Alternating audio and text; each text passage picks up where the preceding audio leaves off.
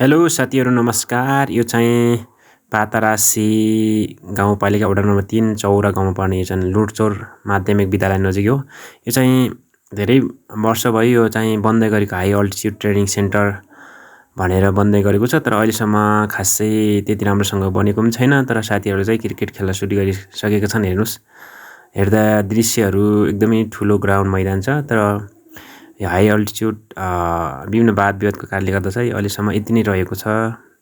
बजेटहरू पनि राम्रोसँग आएको छैन।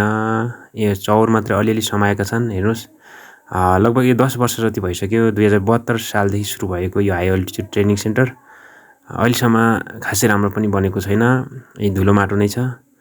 तर हाम्रो जवान भाइ बहिनीहरूले चाहिँ यहाँ क्रिकेट खेल्न सुरु गरिसकेका छन्।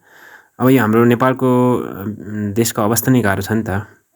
त्यही भएर चाहिँ अब नेपाल देशमा 5 वर्षमा बन्ने काम 50 वर्ष लाग्छ, 50 वर्षमा बन्ने काम चाहिँ 1 लाख वर्ष लाग्छ। त्यस्तै छ साथीहरू। हेर्नुहोस्, कहिले बन्छ होला, अब कहिले के गर्छ होला, र कहिले चाहिँ खेलाडीहरू उत्पन्न हुन्छ होला।